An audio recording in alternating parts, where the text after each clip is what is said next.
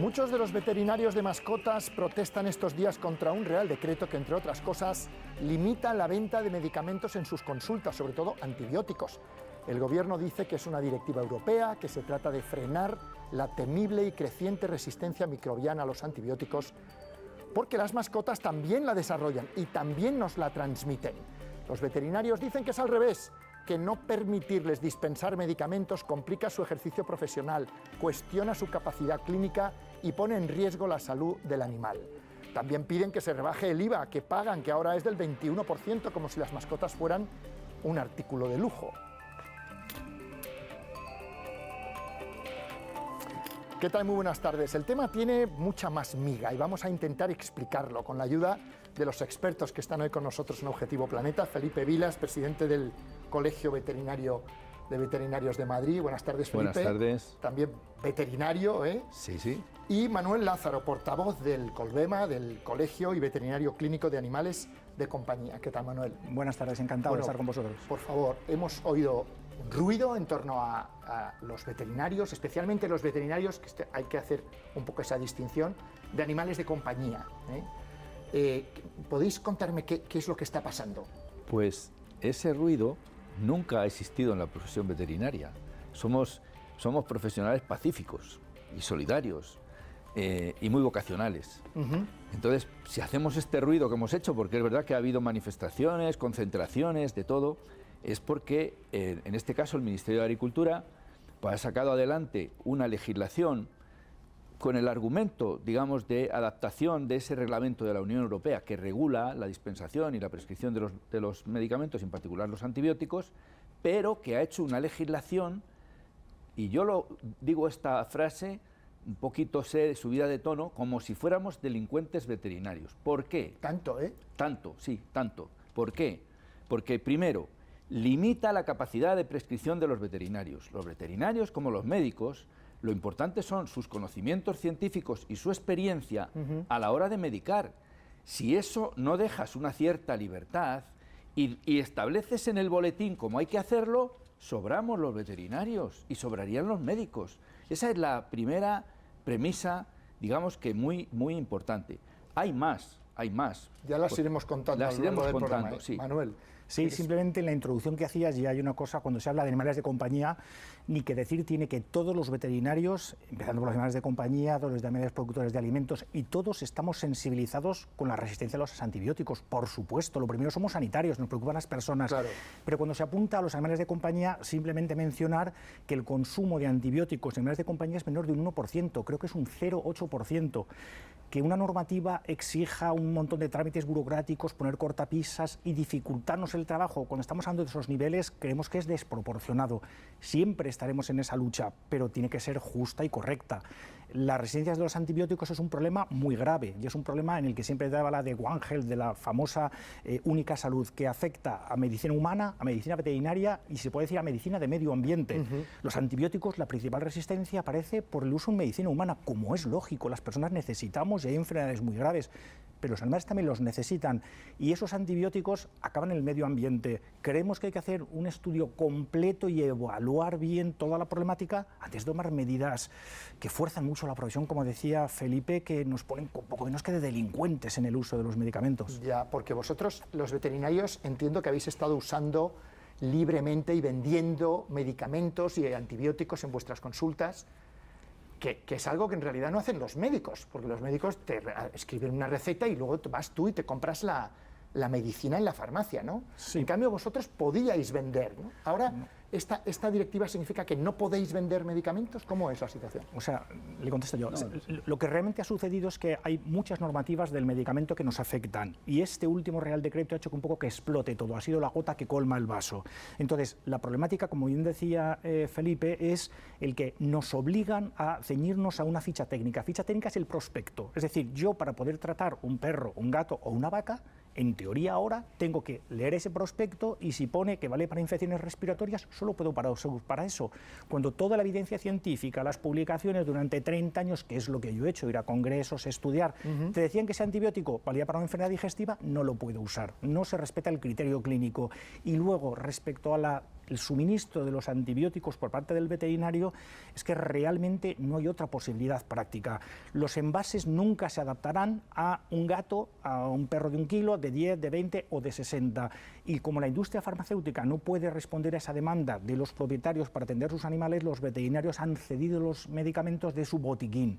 Si un gato necesita 2 comprimidos, no le demos 10 o 20, como nos quiere obligar la normativa, que al final lo que hace es ir en contra de las resistencias de antibióticos. Esa es nuestra principal demanda. Claro, Felipe. ¿Qué es lo que está pasando? ¿Cuál es la diferencia después de esta norma o antes, ¿no? Antes, el veterinario, bueno, pues el dueño de la mascota llegaba a su consulta, diagnosticaba y trataba y le daba la medicación necesaria, digamos, para la curación del animal. No más, nunca ha sido un objetivo de la profesión veterinaria vender medicamentos más allá de lo que es imprescindible para curar un animal. Esto debe quedar claro, porque eso es lo que defendemos. Entonces, ¿qué ha pasado? Con esta normativa, los veterinarios no podían hacer eso, no estaban libres. O sea, ellos han tenido que hacer recetas para acudir a las farmacias a buscar esos medicamentos de uso veterinario. En las farmacias, y no es que culpamos a los farmacéuticos, pero lo cierto es que la mayoría de los medicamentos no están. Entonces, el dueño ha ido a una farmacia, ha ido a otra farmacia, ha ido a otra farmacia, alguno le ha dicho, vuelve dentro de 4 días. Hombre, pues si es un animal que tiene una infección, dejarle 4 días sin tratar, pues, está generando problemas, claro, generando problemas. Y muchos volviendo al final a la clínica para decir, oiga, por favor, arrégleme esto. Y el veterinario se ve totalmente coartado. Algunos lo que hacen, por favor, que el farmacéutico me dé, digamos, un papel diciendo que no tiene eso y que, bueno, que de alguna manera se lo suministra. Como coartada para poder dárselos tú, ¿quieres decir? Claro, pero hay algún caso así más que es muy, muy serio y además está pasando también en grandes animales, que es, claro, de acuerdo con la normativa que hay, tú al final si tienes, imagínate, una vaca, pues yo fui especialista en vacuno, una vaca tiene una neumonía y resulta que el medicamento que tiene que poner, de acuerdo con la norma, para la neumonía no sirve para nada. Y sin embargo el veterinario sabe que poniendo otro medicamento que es para tratar, por ejemplo, una pielonefritis bacteriana, sí que funciona. ¿A qué se ve obligado el veterinario? A hacer lo peor que puede hacer un profesional, que es a falsear el diagnóstico. Es decir, para yo poder aplicar ese medicamento de la pielonefritis, tengo que diagnosticar que la vaca tiene una pielonefritis en lugar de una neumonía. O sea, es que es un conjunto de... Pero esto que tú estás contando es tan evidente que cuesta creer que alguien legisle contra esto, que es de sentido común. Hay una Entonces, cosa... ¿dónde se produce la desconexión entre el que está aplicando una norma y la práctica vuestra? Porque es chocante. Sí, pues la desconexión se produce en una cosa muy sencilla, que cuando se hace esta norma, en lugar de contar con el sector, con estos señores que son los que saben de verdad, con los especialistas, y decir, oye, contarnos qué hacéis y cómo lo hacéis, no se cuenta con ellos. Es más, cuando se habla con ellos al principio se dice, oye, por lo menos que vayan algunos especialistas para contaros. En el caso de Manuel estuvo en la dirección general y que cuente él lo que pasó. Es decir, no se ha tenido en cuenta. Esto es una técnica un poquito que utiliza mucho, sobre todo en el caso del Ministerio de Agricultura. Es decir, hay unas normas europeas, las trato de respetar, pero aporto mi granito de arena, generalmente muy restrictivo, lo cual no tiene mucho sentido, y con un desconocimiento absoluto. ¿Qué es lo que ha habido aquí? Y lo que hay, un desconocimiento absoluto. La prueba, bueno, luego hablaremos, ¿no? Pero es chocante un desconocimiento absoluto, porque en el Ministerio personas que conocéis muy bien y que han estado muy cerca de esa legislación saben mucho de veterinaria. Sí, de veterinaria sí, pero de animales de compañía no. Ya, entiendo. Entonces ¿no se han escuchado, Manuel? No, Lorenzo, el gran problema es que se ha hecho un paralelismo entre medicina humana y medicina veterinaria. En medicina humana, para que os hagáis idea, el volumen de los medicamentos en general que se mueven en España, los medicamentos veterinarios son un 3% de todos los medicamentos. Es una cantidad ínfima y muchas veces se asimila unos medicamentos y otros y la gestión de esos medicamentos. Creen, como decía Felipe, que saben, pero yo creo que en el día a día desconocen cómo funcionan las cosas. Y las fichas técnicas en medicina humana están muy bien ajustadas. En veterinaria hay fichas técnicas que tienen 25 o 30 años. Si tenemos que usar los medicamentos como se registró hace 25 o 30 años, tenemos un problema y no nos permiten cambiarlo. ¿Y esto lo habéis ido allí antes de que se publicara este Real Decreto y lo habéis dicho? oye, cuidado que esto va a pasar esto, que si cogéis este camino tendrá estas consecuencias. O sea, ¿ha habido esa comunicación o no? No, Lorenzo, el problema es que no ha habido esa comunicación porque no se nos ha preguntado. Y el problema que tienen las normativas es que el papel lo soporta todo. Si hay una frase que diga un medicamento se usará según ficha técnica, bueno, pues a ti no te suena mal. Pero cuando luego se pone en vigor y te lo traducen y dicen no puedes moverte de la dosis en miligramos, si es 10 miligramos kilo, 10 miligramos kilo, aunque la evidencia científica dice que hay que dar 15 o 20 o 5, que es lo que funciona, no te puedes mover. Si una ficha técnica o un prospecto dice para respiratorio, no puedes usarlo para otra cosa cuando llevamos 30 años usándolo para otras cosas, pero no porque yo lo diga así, sino porque todos los congresos, la evidencia científica, las publicaciones lo hacen. Entonces nos hemos encontrado de frente y de golpe con todo este problema. Entiendo que vosotros sentís coartada y limitada vuestra acción clínica de médicos veterinarios. Claro, y hay otro tema que no hemos hablado, que es el tema de las sanciones. Que el tema de las sanciones denota mucho cómo se ha hecho esto. Alguien puede concebir que por errores administrativos, se establezca una ratio de sanciones que van desde 3.000 a 1.200.000. ¿Alguien puede concebir eso? Yo creo que nadie, ¿no? ¿Y se han aplicado algunas de estas sanciones? No se han aplicado bueno, porque es verdad que ellos han entendido que en este periodo y tal como estamos, pues eso ya hubiera sido, no sé qué calificativo dar. No se han aplicado, pero están ahí, están en la ley. ¿Alguien que hace esto de verdad ha pensado mínimamente de qué tiene en manos, de qué tiene en sus manos? Yo creo que no, sinceramente, yo creo que no. ¿Y qué pasa con...? Porque vosotros quejáis también de que el gobierno dice que es la transposición de una directiva europea, pero decís que el resto de Europa no la aplica, o la aplica de otra manera. ¿Cómo está esa situación? Sí, la aplicación es una interpretación mucho más flexible, es lo que he comentado yo con el ejemplo de la ficha técnica. Si eso lo que hace una cosa tan estricta que no te dejan moverte ni un ápice de la utilización de esos medicamentos, tenemos un problema. Pero igual que hablando de resistencias antibióticas, que es algo muy importante, como hemos dicho, Europa lo que ha hecho es clasificar los antibióticos de mayor a menor riesgo de producir resistencias de A, B, C y D, con lo cual debemos empezar por utilizar antibióticos del grupo D, si no C o si no B. Nos parece correcto, pero en Europa se ha hecho como recomendación. En España se ha hecho de forma absolutamente obligatoria. No puedes saltar de uno a otro y tienes francas dificultades. El único país que pone esas dificultades. Pero es que la normativa, cuando la analizas en profundidad, es tan poco lógica como que si tú no dispones de un medicamento de ese grupo D, si no dispones de un medicamento de los que no crean resistencias a antibióticos, te obligan a pasar a uno del grupo C o del grupo B de animales sin poder utilizar ese mismo medicamento que lo tendrías en la farmacia de al lado, porque se prohíbe por prescripción excepcional, si existe cualquier otro no puedes pasar. O sea que priorizamos que haya que darle algo de perros o gatos que creen más resistencias que ir a la farmacia al lado. Otro ejemplo que se va a entender fácil, la normativa nos obliga a que si no disponemos de un medicamento registrado para un perro en España, tienes que buscarlo por toda Europa, tienes que hacer una investigación en Polonia, en Italia, en donde sea, para ver si allí sí lo hay, y si no lo hay, es cuando te autorizan a poder prescribir uno que lo tienes en la farmacia de al lado. Esto es Hay raro, una serie de sinsentidos es raro. Luego bueno, estamos intentando contactar con el director general de Seguridad Agroalimentaria para que nos explique por qué se producen estos contrastes de criterio tan agudos, ¿no? Pero es la realidad. Vamos a ver si conseguimos conectar. Pero Lorenzo, ejemplos podríamos poner 1000. En un mismo medicamento, en el mismo laboratorio, todo exactamente igual, hay una presentación de poca concentración que la registran en gatos. Esa misma, más concentrada, solo la registran en perros. Tengo que darle a un gato, si es grande, 3 comprimidos del de poca concentración, cuando el otro le podría dar medio y solucionarlo. Encarecimiento, más dificultades de administración. ¿Por qué? Porque la ficha técnica, el prospecto, solo para gatos, está el de poca concentración. Es el mismo medicamento. Eso que se encorseta tanto nos limita, podríamos hacer ejemplos hasta el infinito. Claro, comprendo. El gobierno, le he oído decir que en realidad lo que busca es poner un poco de orden en una utilización de especialmente antibióticos, pero también en venta y en suministración de medicamentos que durante décadas el mundo de los veterinarios no ha dejado rastro. Y os han aplicado un programa informático, el famoso Presvet, que tenéis que meter cada producto que utilizáis y con el que tampoco estáis contentos, ¿no? No estamos contentos. No, pero bueno, entiendo que el objetivo del legislador es ordenar la utilización de medicamentos en el mundo veterinario y tener un poco claro qué se está usando, si se usa bien, si pero no. fíjate, Lorenzo, sí, pero en el tema de prescripción, puedes hacerlo con muchas herramientas. Resulta que se utiliza una herramienta que no existe, que no se ha hecho en ningún sitio de Europa. Es decir, hay otros mecanismos de control, hay otros, y se pueden hacer.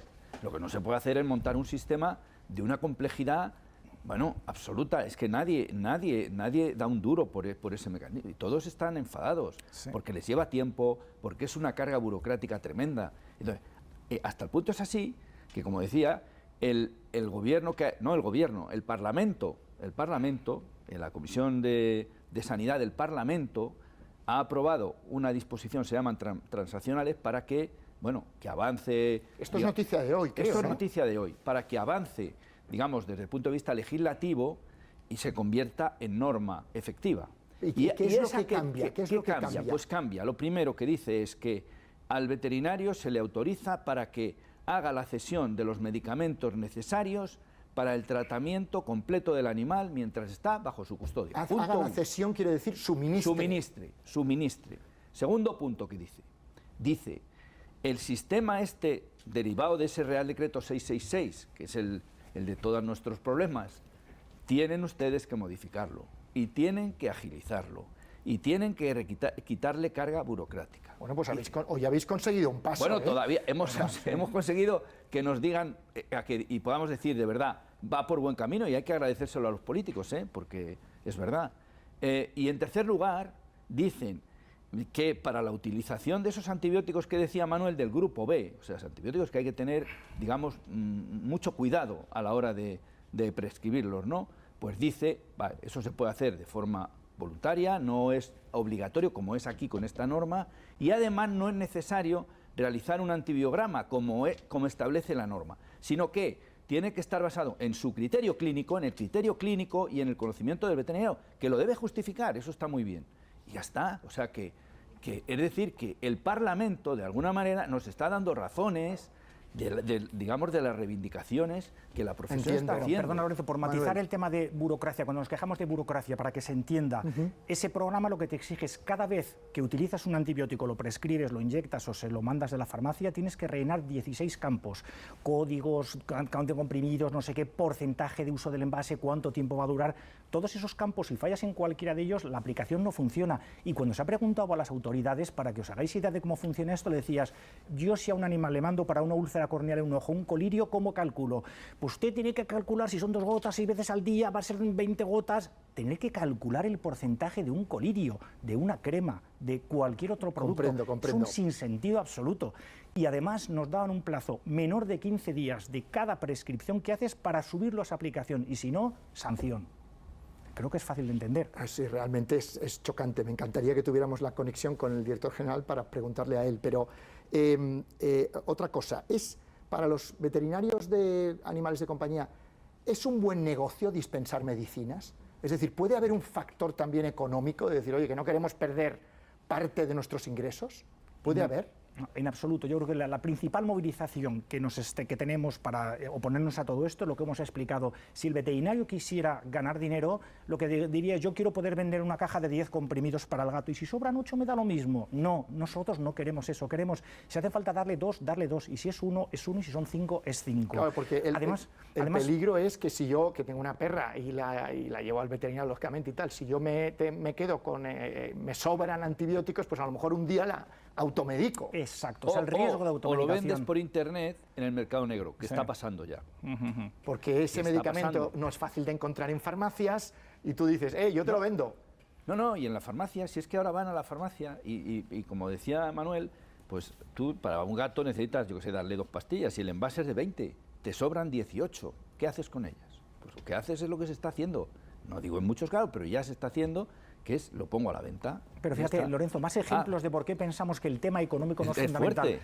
Por supuesto que las clínicas veterinarias tenemos que ganar dinero, debemos poder trabajar porque somos profesionales, pero no es nuestra prioridad en absoluto. Una demanda de muchos veterinarios, y que no tiene sentido porque la normativa no lo permite así, es tú solo puedes usar los medicamentos registrados para animales, y si no existen buscarás otros. Bueno, pues habría muchos veterinarios que estarían encantados de poder utilizar el equivalente del medicamento veterinario de humana, que vale 5 veces menos. Pero la normativa lo nos lo prohíbe, una amoxicilina clavulánico, el clamoxil de toda la vida, por la industria farmacéutica de humana que genera cantidades enormes de producto, frente a ese 3% que hemos dicho que es la veterinaria, es muchísimo más caro. Yo estaría encantado de si eso fuera legal, que no lo es, y tampoco estoy diciendo que es lo que estoy demandando, pero no tenemos interés económico, no es lo que nos mueve, no es nuestra máxima cuando estamos hablando aquí. No, hay un dato que es importante. Dímelo, que quiero un hablar dato con el de director general, estudio sectorial del sector independiente, solo entre el 2 y el 3% de los ingresos de una clínica proceden del tema de los medicamentos veterinarios. Solo el 2 o el 3%. Y naturalmente en esa cifra lo de los antibióticos es irrisorio, porque hay otras cosas como los antiparasitarios, todo esos que son los que de verdad incrementan la factura. Bueno, pues vamos a acercarnos al Ministerio de Agricultura, Pesca y Alimentación, donde nos espera Valentín Almansa, el director general de Sanidad Agraria. A ver si lo tenemos. Ahí lo tenemos. ¿Qué tal, señor Almansa? Buenas tardes, Lorenzo. Buenas tardes también a mis compañeros que están ahí contigo. Bueno, está muy interesante porque tienen argumentos que realmente suenan muy contundentes y muy de sentido común, y por eso queremos escuchar su opinión.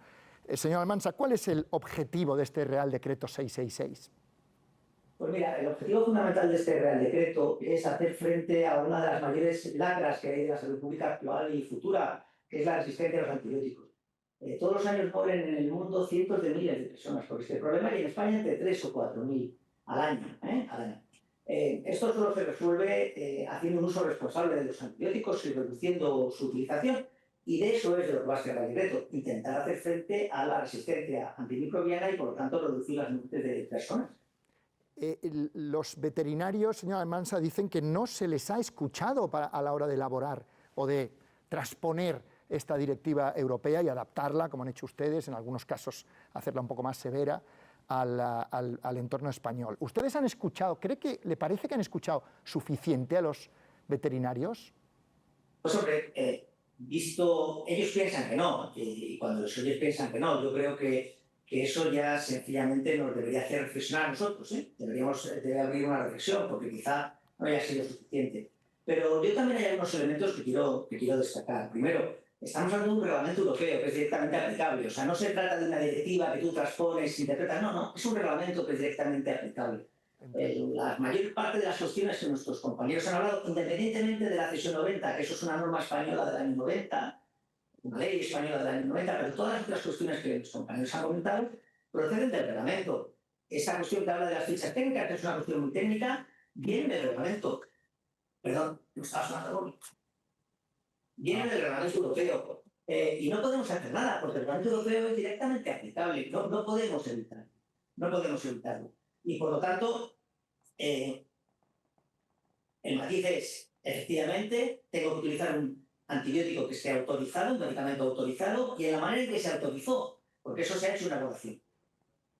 Mis compañeros dicen: oye, mira, es que ese antibiótico es antiguo y no funciona. No pasa nada. Si es antiguo y no funciona, hay un sistema que está establecido en la normativa, que es la prescripción excepcional, que permite al veterinario utilizar otro de otra especie animal o de la misma especie para otra indicación. El perro no se queda sin tratar, se puede utilizar otro antibiótico. E incluso si no hubiera un antibiótico en humana, podríamos utilizar un antibiótico de veterinaria, podríamos utilizar un antibiótico de humana. Es decir, es verdad que el reglamento es muy estricto respecto a la ficha técnica, pero también es verdad que el reglamento nos abre la posibilidad de la prescripción excepcional, y en esa línea el juicio del veterinario es el que manda. Es él el que elige qué medicamento utiliza, es él el que elige la dosis que utiliza, y es él el que decide si ese le vale o tiene que buscar otro. Es el veterinario el que decide. Entiendo. Los veterinarios, señor Almansa, se quejan también de que esta norma limita su capacidad clínica. Puede aumentar el riesgo de resistencias antibióticas al impedirle ajustar esto que usted estaba diciendo, ¿no? Ajustar las dosis, lo que genera medicamentos sobrantes, que a veces produce automedicación y con todos los perjuicios que eso tiene, ¿no? ¿Usted qué dice de eso? Yo los medicamentos sobrantes es una cuestión con la que estoy de acuerdo, pero es una cuestión que también ocurre exactamente humana. Todos estamos acostumbrados a ir a comprar un medicamento en una farmacia para nosotros, y nos han dosificado, nos han recetado un antiinflamatorio 4 días, y vas a la farmacia y te compras una caja de 20 pastillas. Pues no me parece bien, pero bueno, es la realidad de lo que ocurre en la industria farmacéutica. Hacen unas presentaciones con unas dosis determinadas, que a veces se ajustan y a veces no a las dosis que te prescribe el médico. Es verdad lo que dicen mis compañeros, que puede ocurrir en veterinaria, pero nada diferente de lo que ocurre en humano.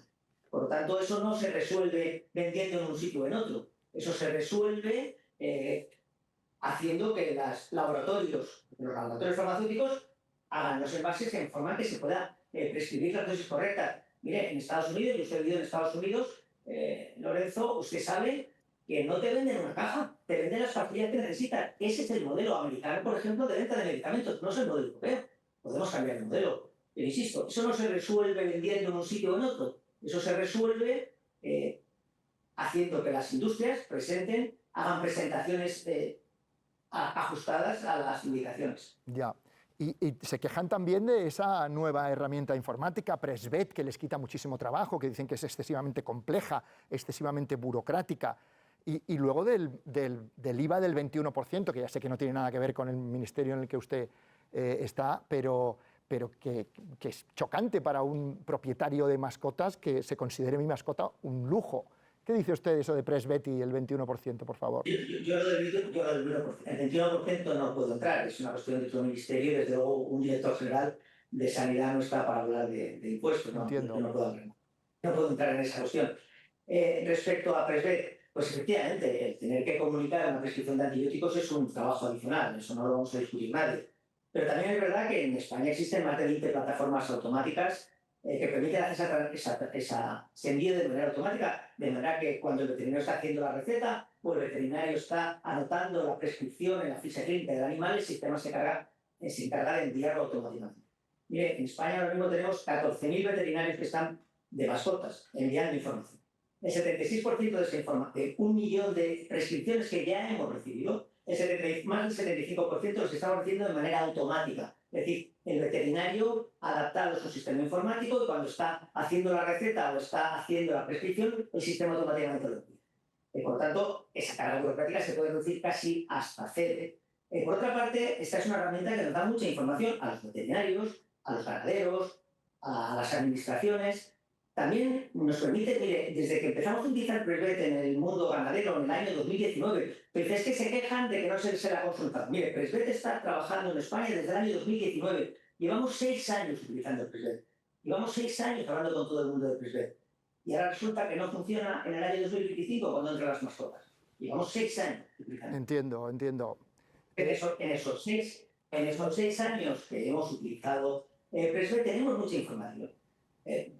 Y hemos visto, por ejemplo, que tenemos un conocimiento muy exacto de los antibióticos que se usan en España. Pero no solo nosotros, la administración, también los veterinarios y los ganaderos. Hemos reducido un 53% el uso de antibióticos en veterinaria. Porque mira, hay una cosa muy curiosa y está demostrado por estudios.